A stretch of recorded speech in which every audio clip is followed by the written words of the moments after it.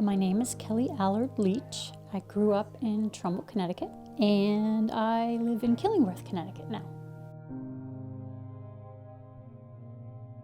I think above all, love is a combination of trust and respect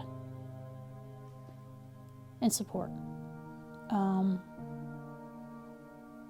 think you're in love or you're not in love. You know if you're in love or not in love.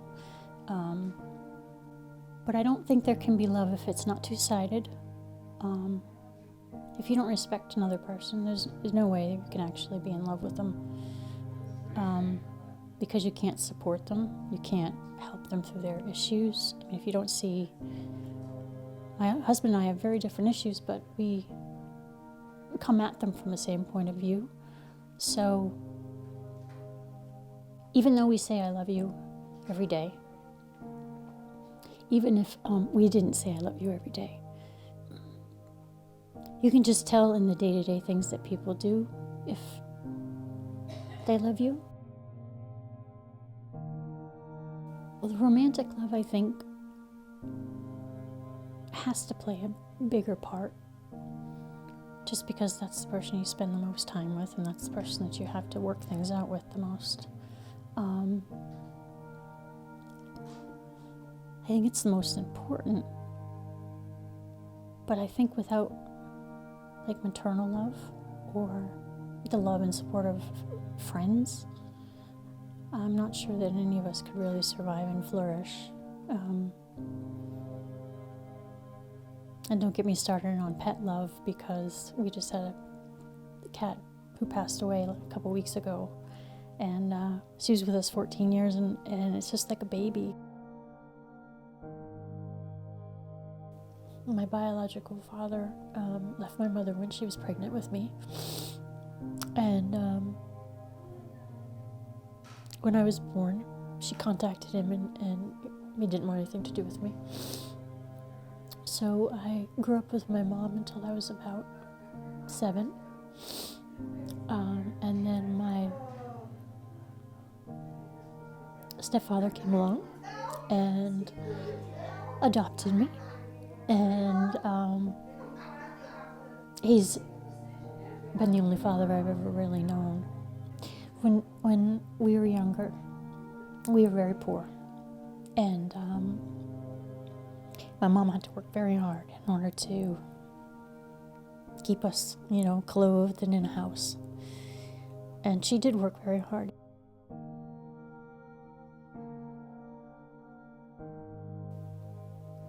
It's funny, the first thing that comes to mind, and I'll probably cry, when I was 11, I was in an automobile accident, and I was paralyzed from the waist down.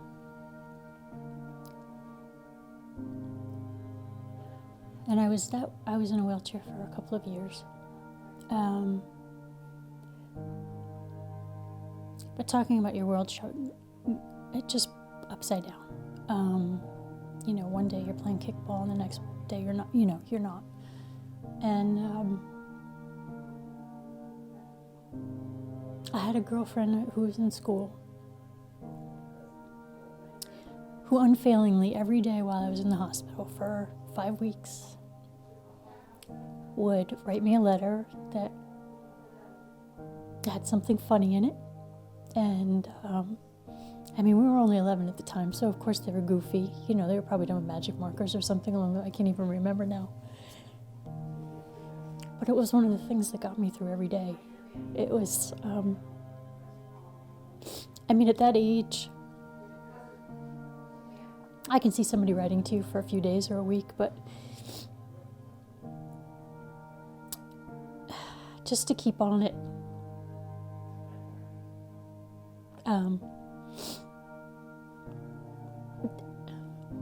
that still stays with me and I still feel that love, even though we're not close anymore. I'll always carry that with me. And subsequently, I went up to Newington Children's Hospital, which doesn't exist anymore, but that was a rehab place for people with spinal cord injuries.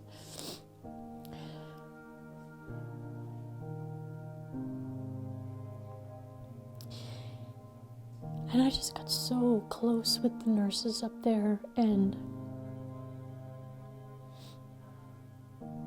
I still to this day write Christmas cards. 35 years later, we exchanged Christmas cards. Some of them came to my wedding. And it's another time in my life that I don't think I would have gotten through if I didn't have.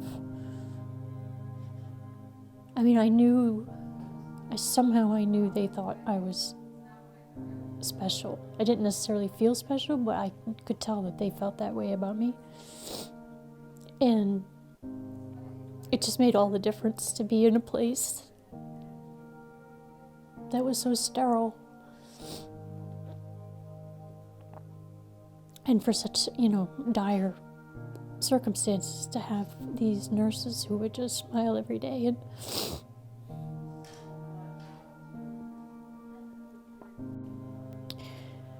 I guess because so much of my life revolves around what happened after the accident, and how things day to day. I think those are the most powerful moments in my life, and because of that, there's a lot of emotion attached. I love you, Jonathan. I thank the heavens every day that you're with me. And I love you, Mom, even though I don't show it as much as I should. You've always been there for me unconditionally. And sometimes that's the greatest present somebody could give you.